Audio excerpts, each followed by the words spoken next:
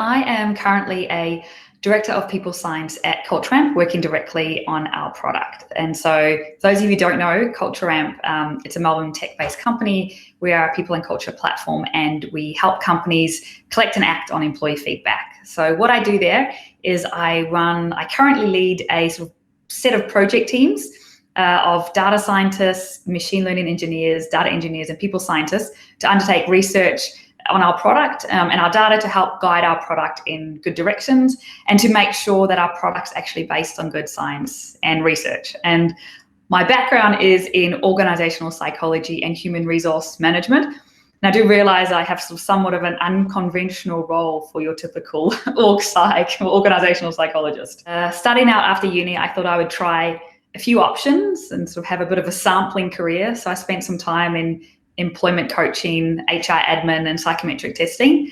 And that was, I sort of spent about a year in each role and then couldn't really decide what I wanted to do, but decided that the best thing would be a break. So I consider it a career sprint, was me actually taking 14 months out in my mid-20s to go and, travel the world. And it wasn't a career holiday, it was a complete break.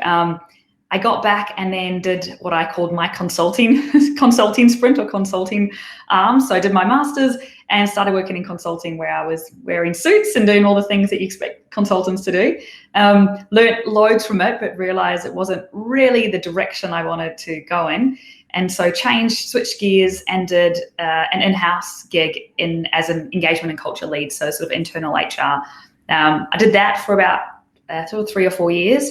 Learned loads about leadership development and running in-house L&D programs and loads about culture. And I started to fall in love with this kind of culture problem. My mum got unwell at that time, and I sort of realized that there's all these things I want to do. So I actually quit my job and decided I was going to run my own business. And so I did that. And I started running leadership programs and developing culture change programs for companies who had data at their fingertips but didn't really know what to do with it. I then actually sort of fell into a startup adventure with my brother as well. So that was my first sort of dipping my toe into what these things called startups were about and what the whole entrepreneurship world was. Because until then I'd been in kind of consulting, like I said, and then an in-house, a very stable company. My brother was a hacker, so he was just teaching himself how to develop or do code. And so we started literally a startup in his garage where we were eating baked beans on toast because I was still working out how to actually make money running my business. Did that for a couple of years and was really enjoying it. And then literally came across Culture Amp perfectly by chance. My brother spoke to me and he said, there's a few people upstairs in Inspire 9, which was the then kind of co-working space where Culture Amp was. There was only 10 people in the company. So they sort of do some of that culture stuff that you love. I was like, oh yes, that culture stuff, my whole career. So met up with, actually got in touch with them thinking that it might be a good product that I would use for my business, but met Dr. Jason McPherson, who was the first people scientist, fell in love with the problem he was solving and how he thought about the space, and just said, you know what, I'll come and do some work for you. So did a contract with him, and I didn't leave. I've been there 5 years. So that was it. But even within Culture Amp, I started out working with our customers and creating content, and then did that for about a year or two. And then we wanted to open an office in London. So I actually moved to London and helped set up a brand new office in London. That's something I'd never done before. And then after about 18 months in London, came back, and that's when I actually joined product. And I've now been in product in a leadership role for about the last 2 years. So probably the worst advice, one that I didn't listen to, was don't change jobs too frequently. It looks bad. So I didn't listen to that.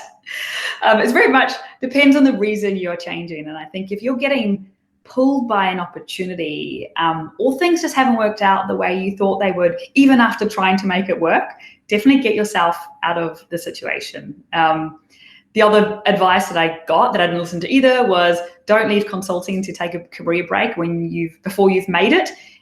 You'll have to start all over again. That's even if you can get back in. So I didn't listen to that, and it worked out perfectly fine for me. Probably the best advice that I got is almost like the reverse of that, which is don't be afraid to reinvent yourself.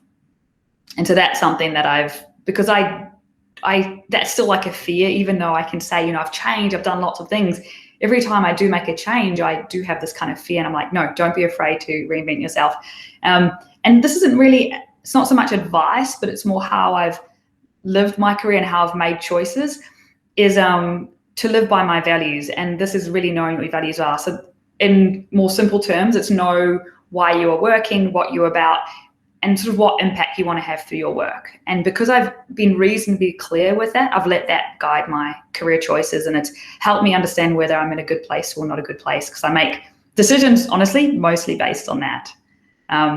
And it also explains why the bad advice I got was probably more a reflection of those people's values than mine. So I think when I started, I did have the idea that I needed to decide, the classic, I needed to decide what I wanted to be. And then I needed to kind of stick by that. So I spent a good amount of time at uni agonizing over what I felt I should be and really, really stressing about whether it was the right decision. And I did almost try to get all my possible career advice crammed into like the space of a year, because I thought that's what I needed.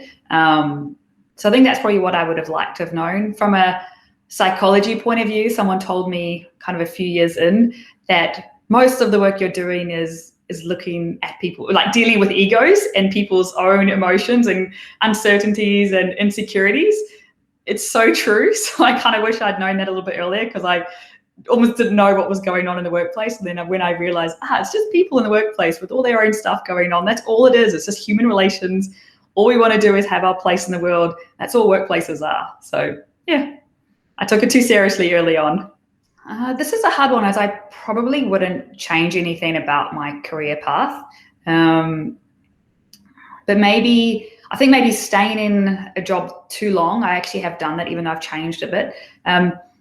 Perhaps not recognizing my capability, but also my limitations. So I've actually said yes to things when I probably should have said, that's not my space, but let me help find someone who is. And I know that me doing things like that, like saying, yep, I can do that, has created learning opportunities for me. But I still think there's some times where I perhaps didn't quite scope it right. And that's, if anything, it stopped me from focusing, or I took on too many things and I wasn't the right person to do it. So I'm trying to do more of that today. So besides my last year at uni, where I thought I had to have everything sorted out, not having a set idea about what role I should or shouldn't be doing, or what I should be achieving, but just being very clear on how I should feel in a role and how I should feel in a company, and really clear on the impact I want to have. I think taking a decent break in my mid-20s was absolutely key, and I plan to do that every decade. Take at least 3 to 6 months off. I think that's going to be the key to my success as I move forward. And the other one actually is having what I call strategic side projects. And so having a few things going on, and within that, it's knowing when to focus and go all in on kind of one project versus when I need to expand and go, okay, now it's time for me to start picking up a few things. And my side projects is everything from, being a yoga and meditation teacher to working with startups and with founders. So it's sometimes directly my career, sometimes it's not, but I sort of feel all of that is part of my kind of career success, I suppose.